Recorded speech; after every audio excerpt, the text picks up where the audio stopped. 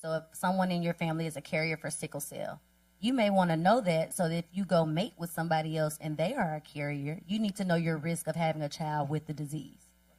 So they do that a lot in Jewish cultures. You have to talk to the priest before you ever can get married, and you have to do a genetics test because they know that they're related. But not a lot of cultures put that into practice. So that's carrier status. Then the other one is Mendelian. Mendelian means you have the gene, you're going to have the disease. And those are more rare. Ooh. That's usually blood disorders, nervous system disorders. Like lupus or? Like hemophilia, sickle cell, cystic fibrosis, Duchenne muscular dystrophies. Oh, you said we were talking about blood disorders. Sorry, hemophilia, sickle cell, blood. Okay. But those other ones that I named are Mendelian. You have the gene, you get the disease.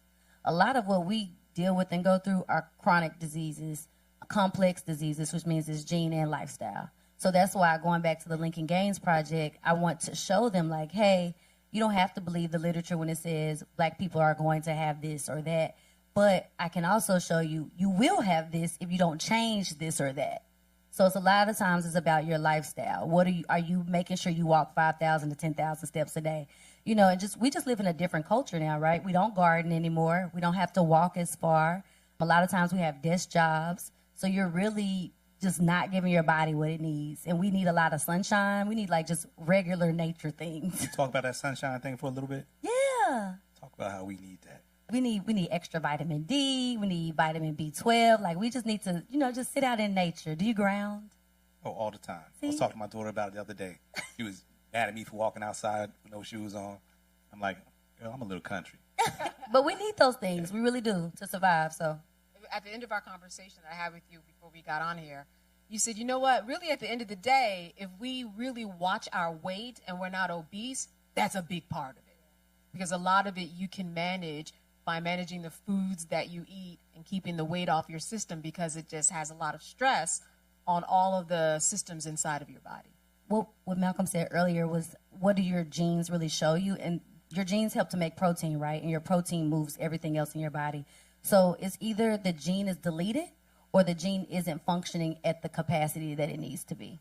And so a lot of times when we get our fruits, vegetables, sea moss, black seed oil, all those things help where our foods are not as rich, vitamin rich anymore. And so those things will help you maintain good DNA repair. And then also with the obesity at Pennington in particular, we're a metabolic center. So we're one of the largest or the largest metabolic center. And we focus on obesity as the common cause of all major chronic disease. So everyone there looks at clinical, population, and basic research to see how we can get people to live healthier lives, but mostly how we can look at the obesity rate and lower that.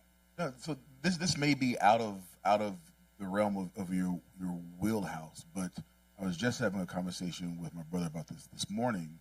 Like what do you tell people? Like, it's expensive to eat healthy.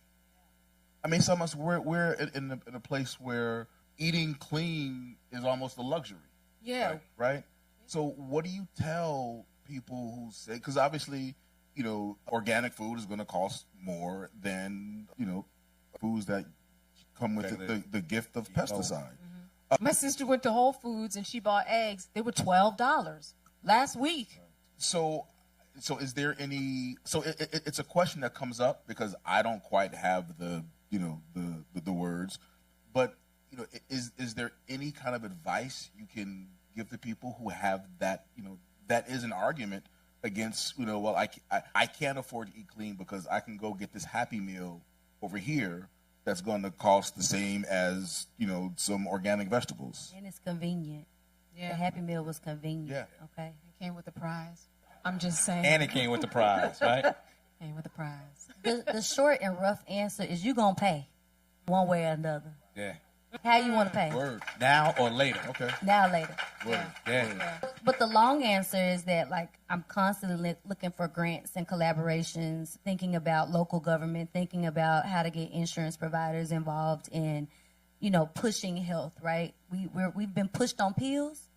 We've been pushed on Ozempic, but, no shade to Ozempic either. It's, if you need it, if you want it, whatever. But we've been pushed in that direction. Why not push us to live healthier lives in other ways, like community gardens? I'm really about to laugh. But yes, that's what I think we should do. It's like, how can we work together as a community to be preventative instead of prevention. That's my thought on it. But you gonna pay. I want to thank you for tuning in to Nah, Not All Hood. You have no idea how much of a treat this is for us. So please like, comment, subscribe, join the conversation. We appreciate you.